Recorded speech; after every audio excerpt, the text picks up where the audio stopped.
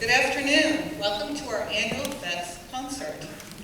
I'd like to thank Chief Master Sergeant Tom Puzo and the Salem High School Air Force Junior ROTC Color Guard for their presentation during the national anthem. And also the Boy Scouts from Plaistow and Sandtown for leading us in the Pledge of Allegiance. Our first piece this afternoon is Who's Who in Navy Blue by John Philip Sousa. Sousa was born November 6, 1854 in Washington, D.C. He was the third of 10 children. His father played trombone in the U.S. Marine Band, so he grew up around military band music. He began his musical studies at the age of 6, studying voice and multiple instruments. However, his father enlisted him in the Marines at the age of 13 as an apprentice after he tried to run away to join a circus band. He published his first composition at age 18.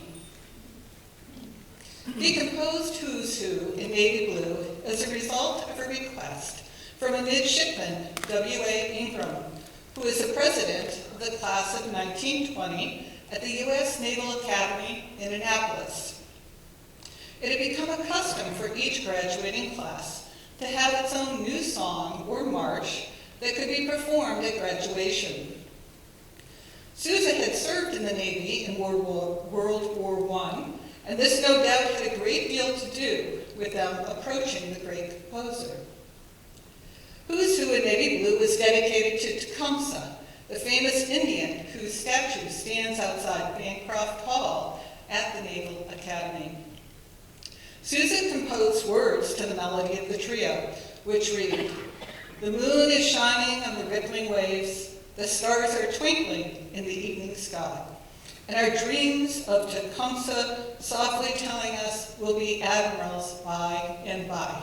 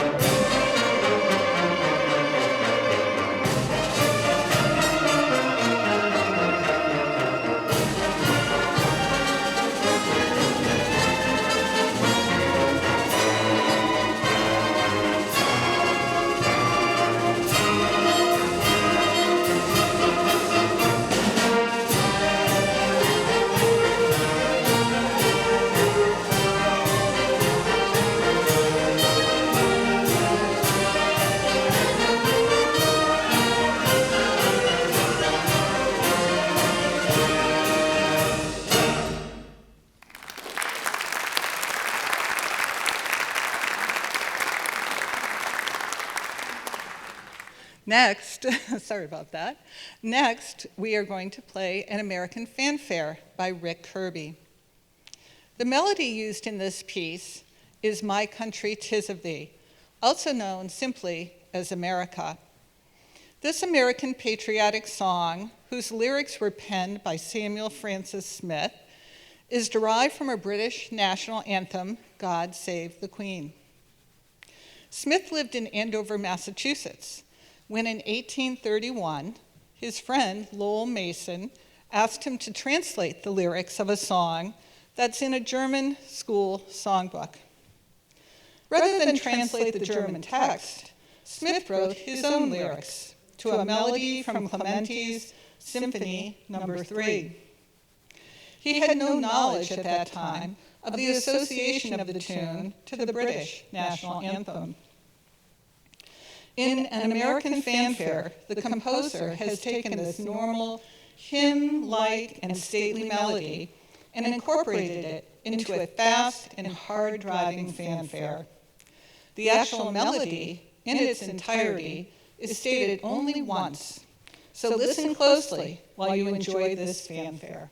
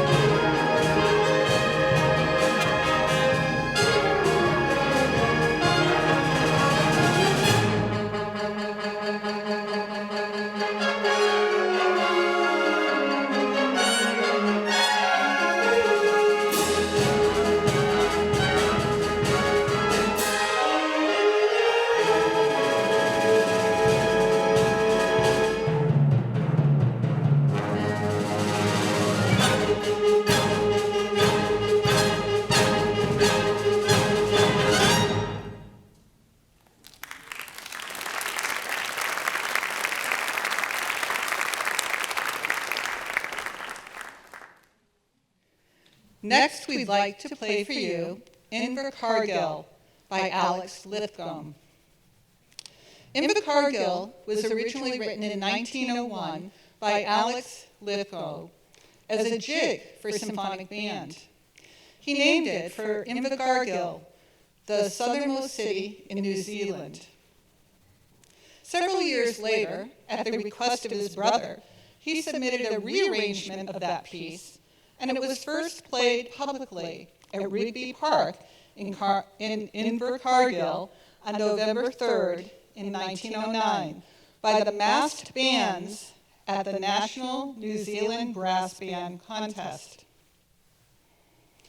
After that contest, the tune lay dormant, but was eventually published and played in the United States. It was 7 years later, as a result of the Gallipoli Battle in World War I, that the tune became famous. At the first parade in London of the Gallipoli veterans in 1916, the UK bands that were leading the parade were looking for a tune to represent the Anzac troops. Someone suggested the Invercargill March, as it was by a composer who is both from New Zealand and Australia. The tune became known as that Gallipoli tune, and the popularity instantly increased. and it has remained a popular and frequently programmed march ever since. It is especially popular in the United States, being a top favorite of the U.S. Marines. It was the regimental march of the 56th Infantry Regiment of the New York Guard during World War II.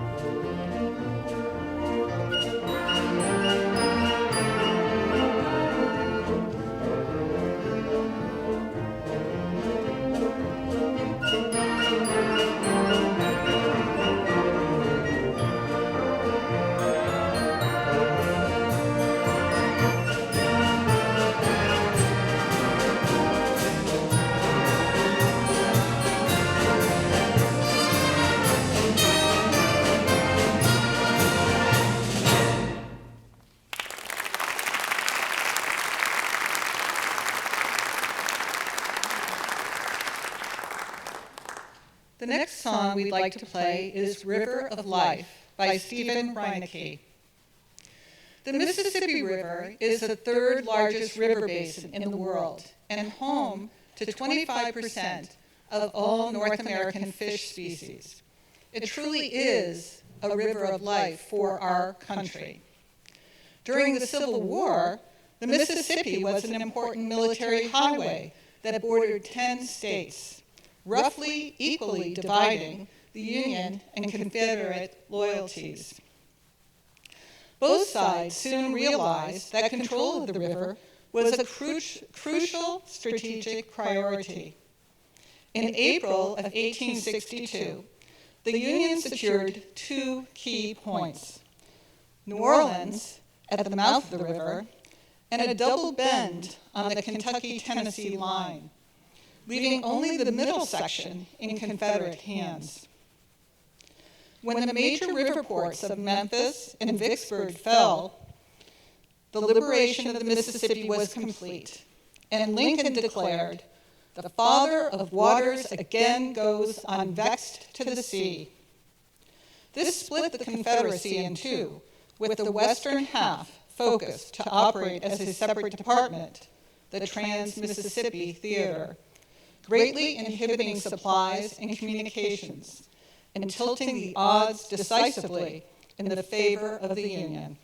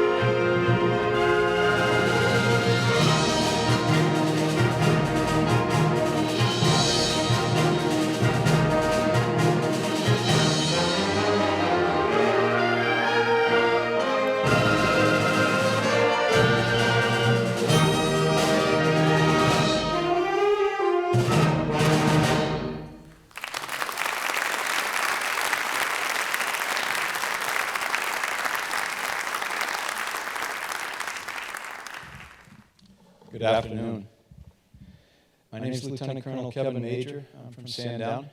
Today I have the privilege of introducing to you the director of the New Hampshire State Veterans Cemetery. Now, I've spoken with this person twice, and he told me to not say much about his biography, but I do want to say some things about his past, because I want you to know why he's uniquely suited to lead this distinguished area of New Hampshire. Mr. Sean P. Buck received his bachelor's degree in economics from the United States Military Academy at West Point, New York in 1987, and was commissioned as a second lieutenant in the United States Army. He also received a Master in Business Administration from Northwestern University. His military assignments varied over his career: Fire Direction Officer with 2nd Infantry Division, Korea; Platoon Leader and Fire Support Officer with the 24th Infantry Division, Fort Stewart, Georgia, and Operation Desert Shield and Desert Storm; Battery Commander of the 25th Infantry Division, Hawaii; Assistant Professor of Economics at West Point, New York; Market Analyst with the U.S. Army Recruiting Command; Professor of Military Science at UCLA; and Chief of Market Research and Analysis with U.S. Army Accessions Command. Along the way, he picked up his airborne, air assault, and his Ranger qualified. Mr. Buck retired from active duty in July of 2008. From 2008 to 2018, Mr. Buck worked in the civilian world as Director of Operations and Planning, Director of Supply Chain, and Vice President of Operations for 2 private companies. He also served as an admissions liaison for the United States Military Academy and was a member of the Board of Directors for Family Promise in Concord. Mr. Buck was selected as Director of the New Hampshire State Veterans Cemetery in October of 2018. As Director, he's responsible for the operations and supervision of the New Hampshire State Veterans Cemetery in Boscawen, New Hampshire. He is responsible for interacting with senior legislators and leaders of the state veterans organizations. He works directly for the United States Department of Veterans Affairs on all matters concerning the cemetery. Mr. Buck and his wife Diana reside in Bow, New Hampshire, and they have 3 grown children. Mr. Buck.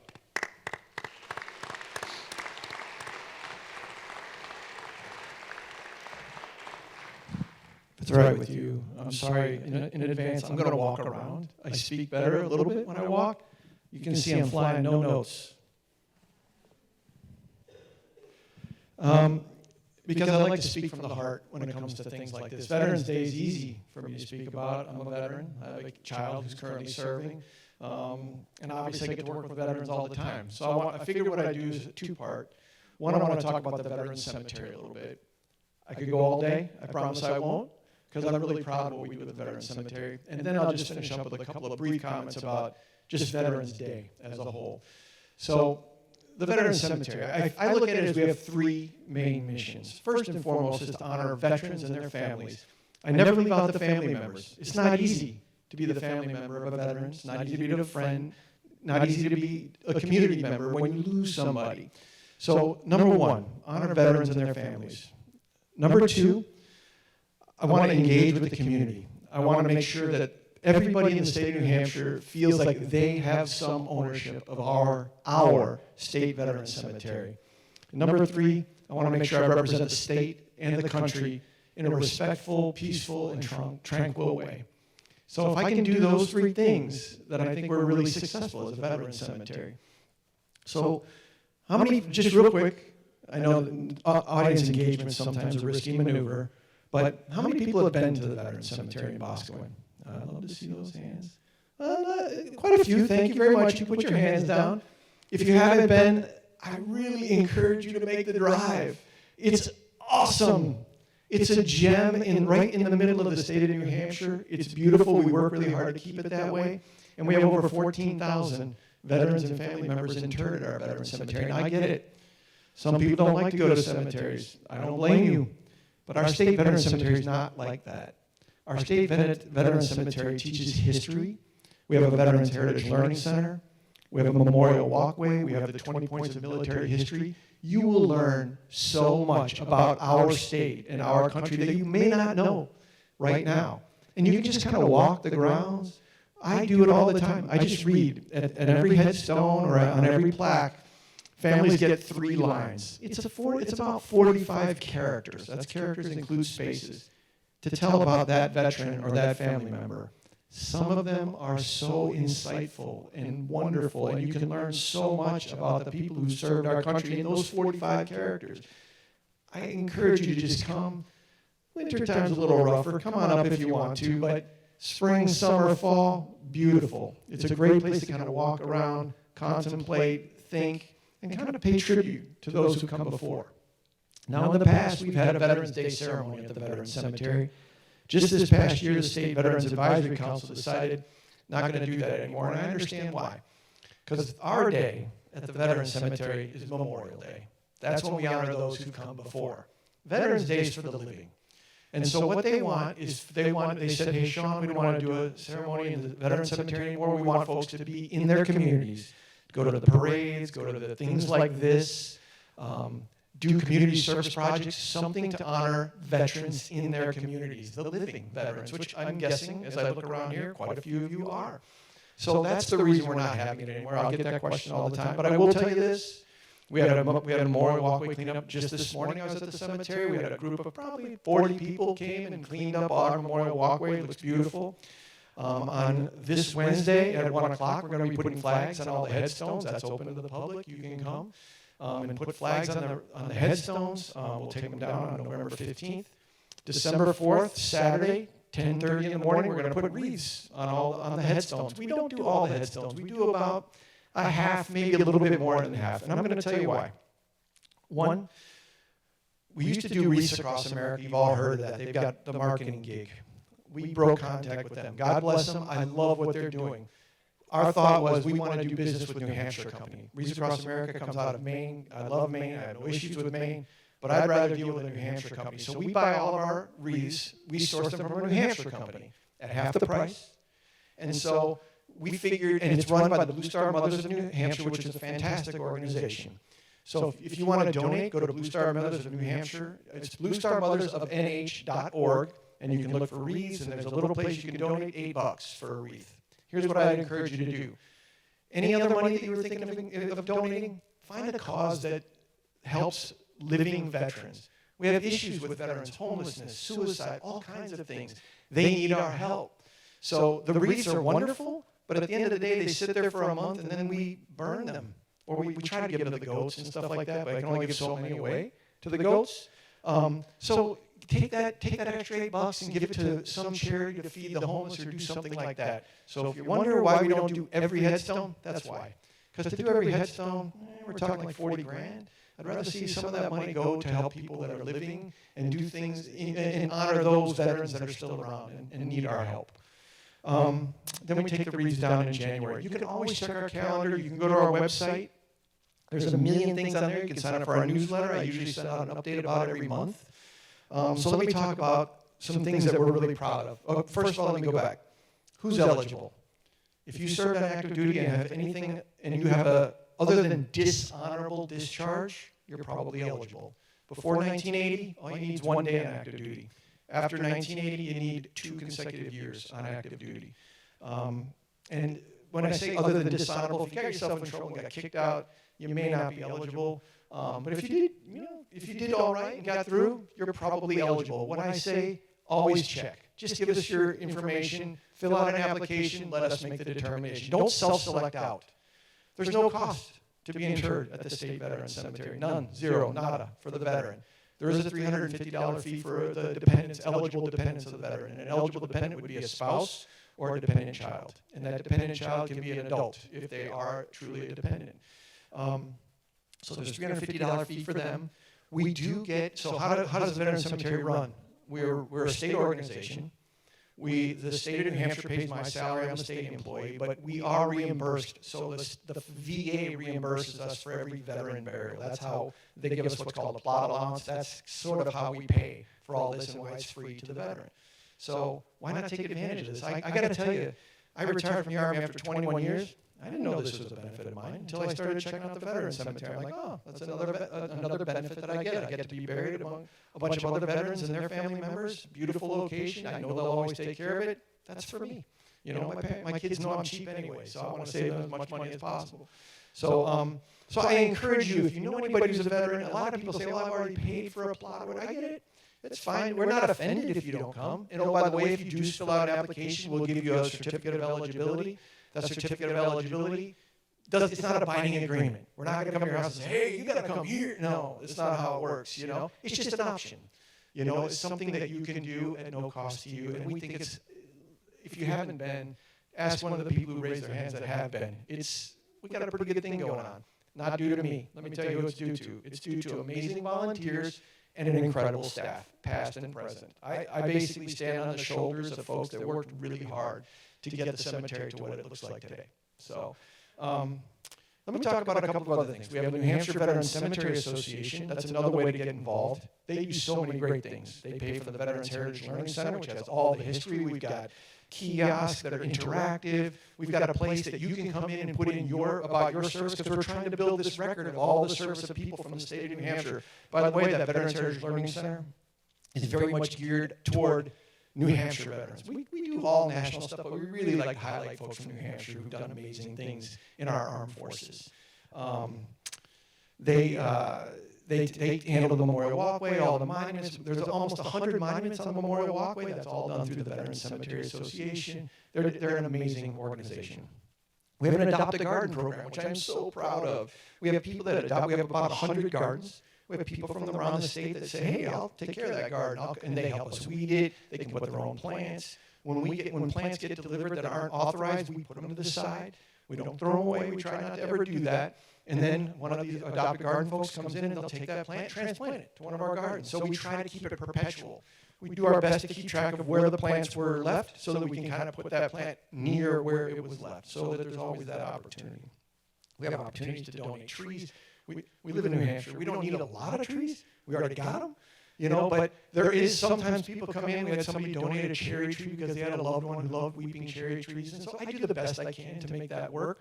But anyways, that's all done through the association. They're fantastic. It's a nonprofit, all volunteers, salt of the earth people who are so wonderful.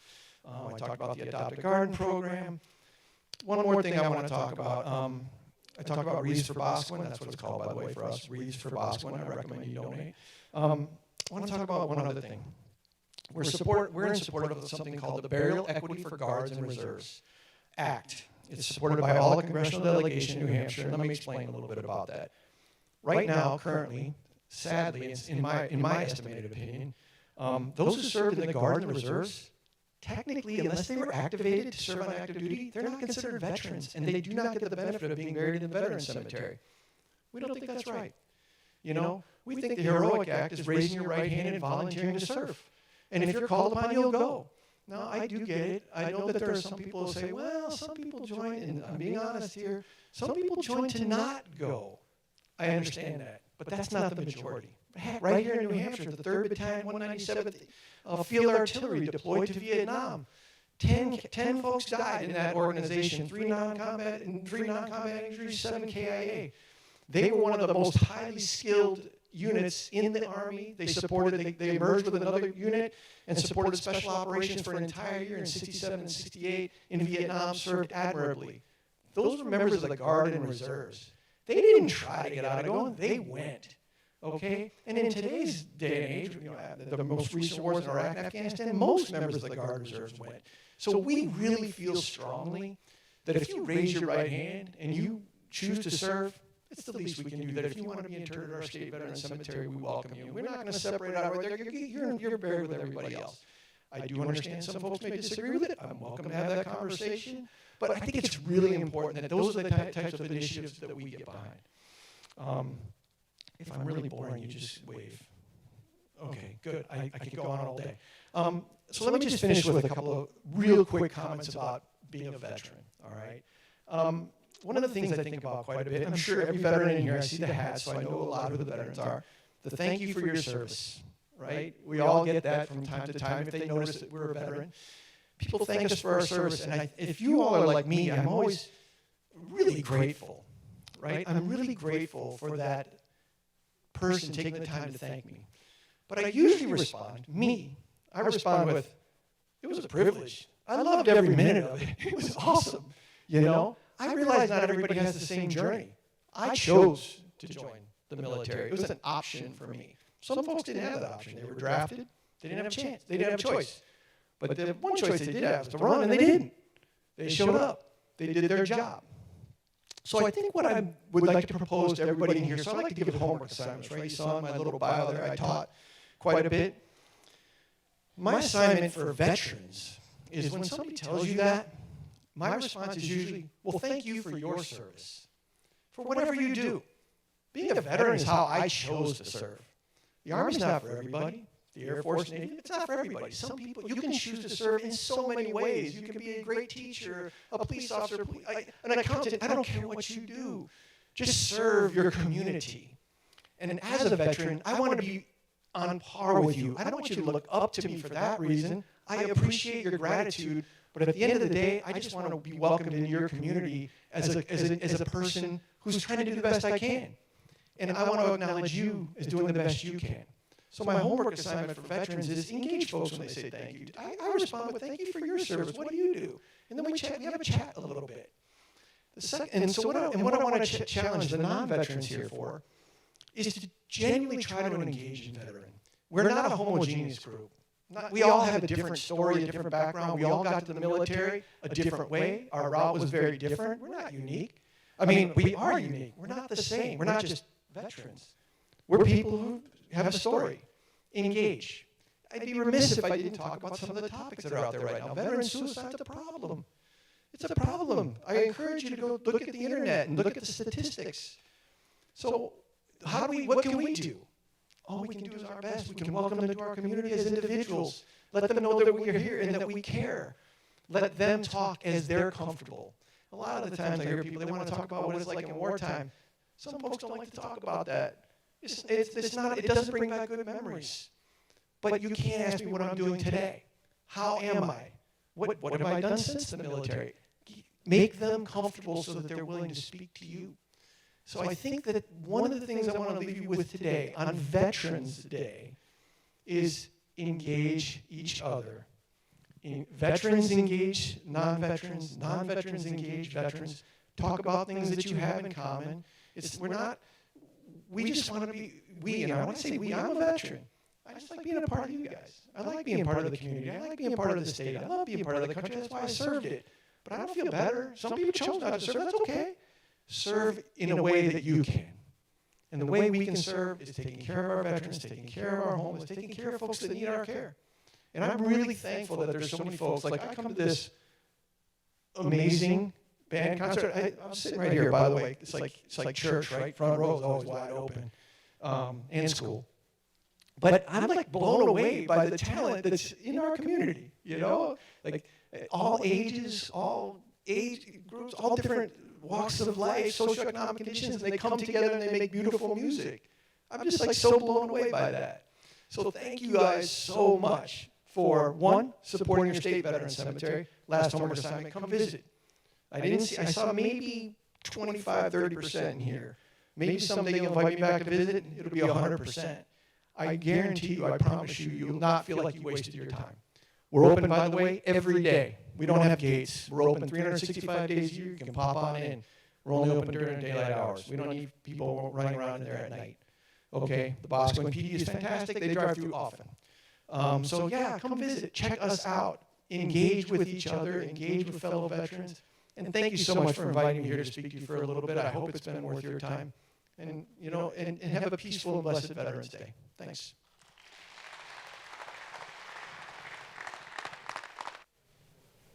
All right, so we'd like to start the second half of our program with a piece called Medal of Valor. And this is by Steve Hodges.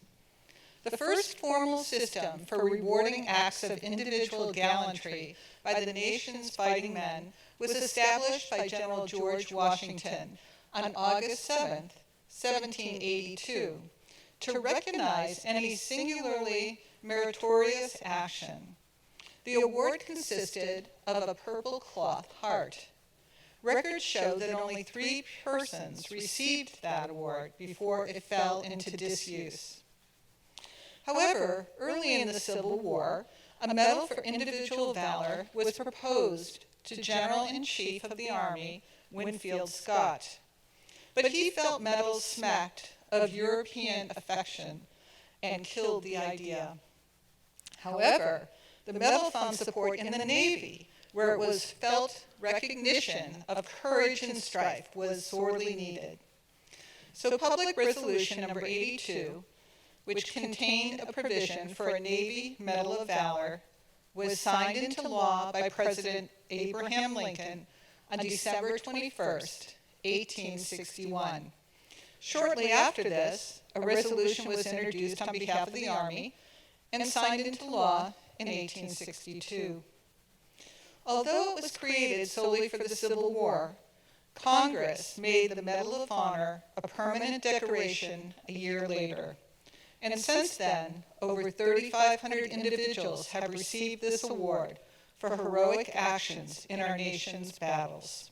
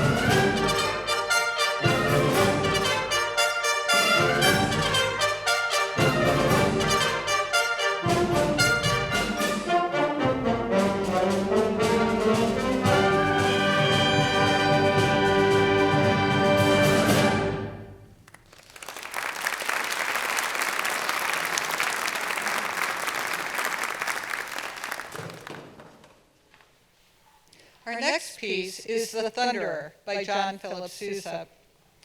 The Thunderer is a march that was composed by Sousa in 1889. The origin of the name is not officially known, though it's speculated that it gets its name from the pyrotechnic effects of the drum and bugle in the score, which mimic the sounds of battle. It is also one of Sousa's most famous marches. The piece is in much the same manner as most of his music, However, it is one of his first distinctly American-sounding marches. It was the election theme for ABC News from 1968 to 72, and it's also used in the regimental reviews at the United States Coast Guard Academy in New London, Connecticut. The Thunderer.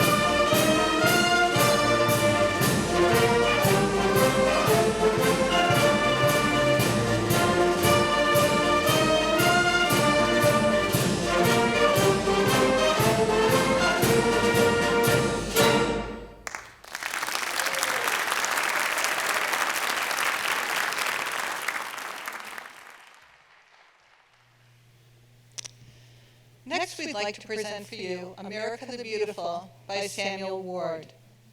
The poem, America the Beautiful, first appeared in print in the Congregationalist, which is a weekly journal.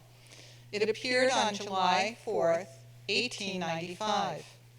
Over the years, it became the country's unofficial second national anthem. The poem was written by Catherine Lee Bates, a longtime professor at Wellesley College and a native of Falmouth, Mass. She couldn't have known that those 4 stanzas, hastily scribbled into a notebook on a trip west in 1893, would attain such fame. Atop Pikes Peak in Colorado Springs, she was electrified by the beauty that was her country. And in writing what later became America the Beautiful, she passed on that intense love for country to all Americans. In 1926, the National Federation of Music Clubs held a contest to put that poem to music, but none of the entries was deemed suitable. The poem has been sung to a variety of music, but today, America the Beautiful is almost exclusively sung to Samuel A. Ward's Materna. We hope you enjoy this video presentation of America the Beautiful, performed by the United States Army Band Singers.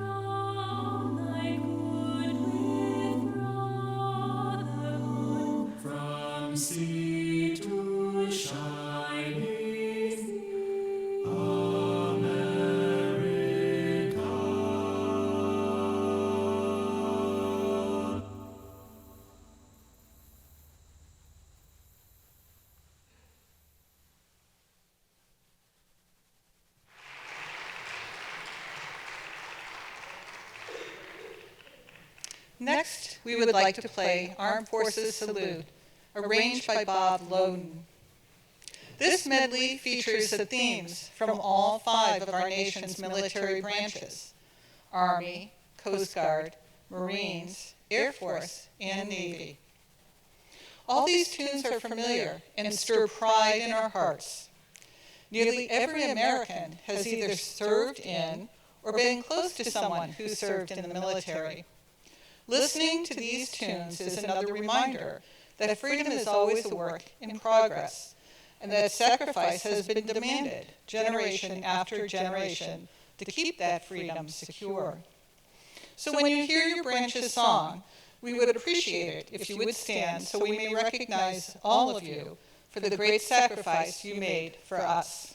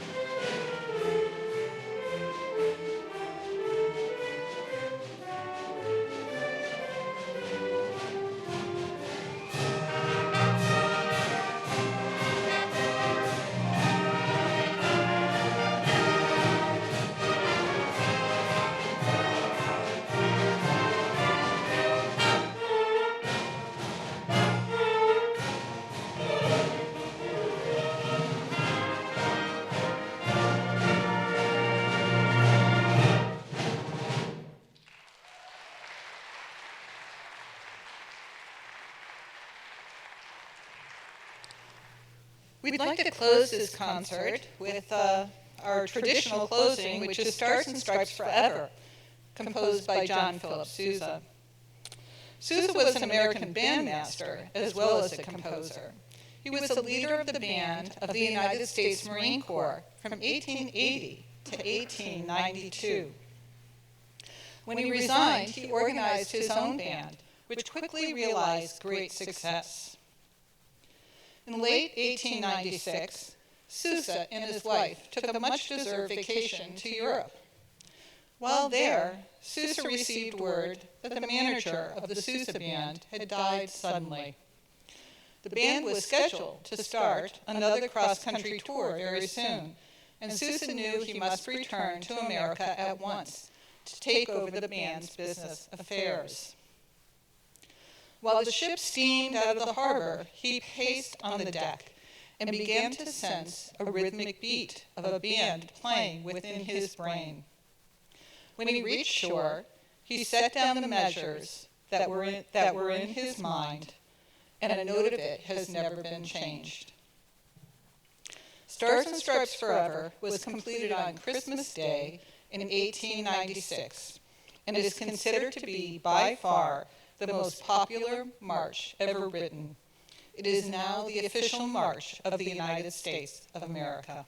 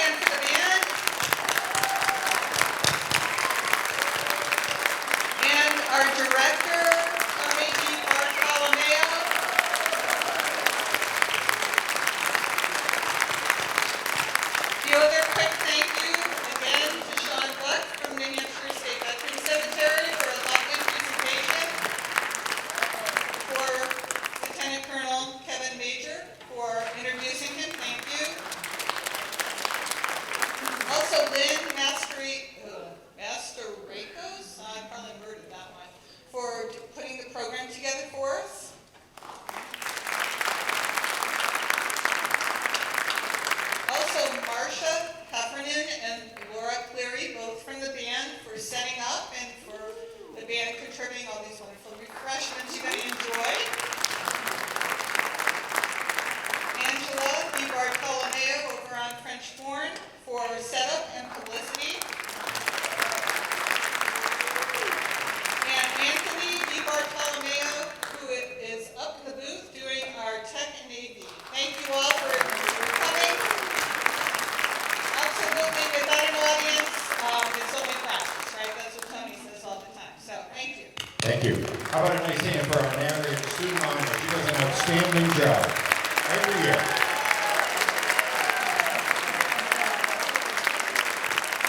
Thank you, Sue. Our next performance will be on Saturday, December 4th. We're having a holiday celebration here. We invite you to come back on Saturday, December 4th, and bring 2 or 3 or 10 of your closest friends.